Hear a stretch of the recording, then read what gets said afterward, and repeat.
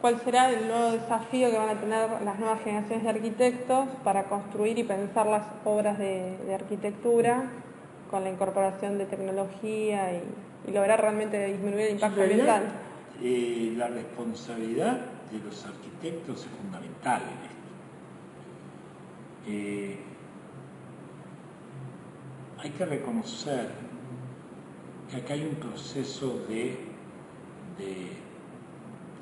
transformación muy lenta que tiene que ver con el conocimiento,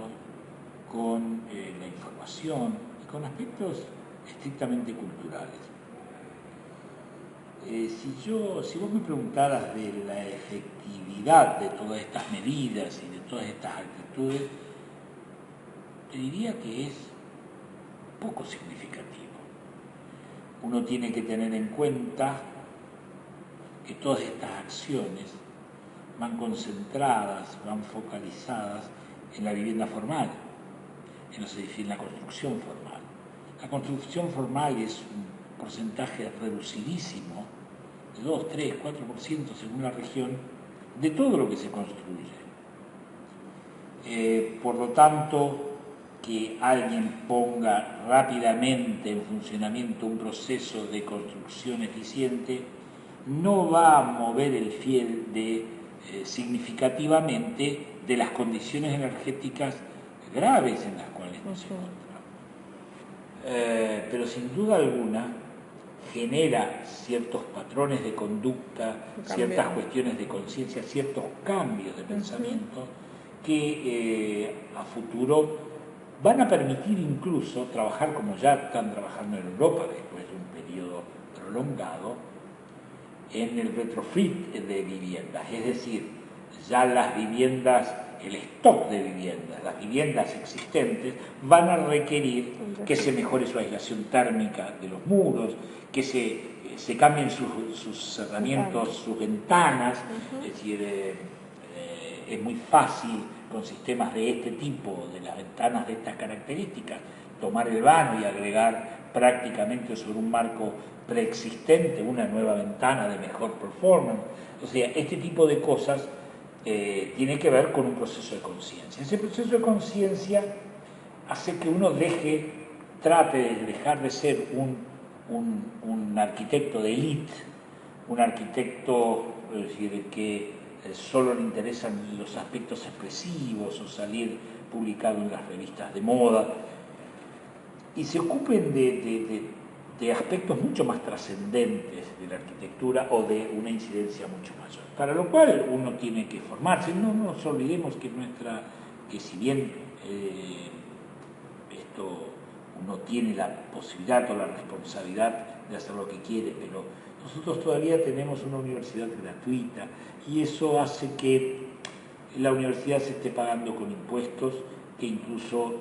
pagan algunas personas que no reciben jamás los beneficios de esos impuestos porque no pueden ingresar por razones socioeconómicas a la universidad, que es gratuita para los que pueden acceder a la universidad. Esto te genera una responsabilidad social también que debería hacerte ocupar de otros problemas que trascienden tu mero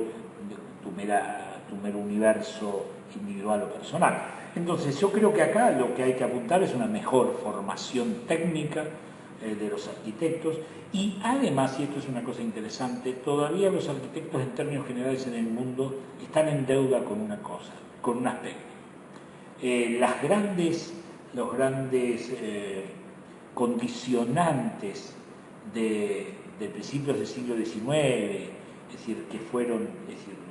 el advenimiento de la revolución industrial, del capitalismo, es decir, la generación de las grandes ciudades, es decir, que llevó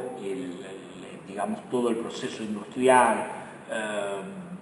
todos este tipo de cosas, la aparición de nuevos materiales, hormigones, vidrios planos y demás, fueron generando movimientos muy importantes que devinieron en el movimiento moderno de la arquitectura, por ejemplo, y en otra etapa ulterior o simultáneamente llevaron al racionalismo en arquitectura. Yo no creo que sean menores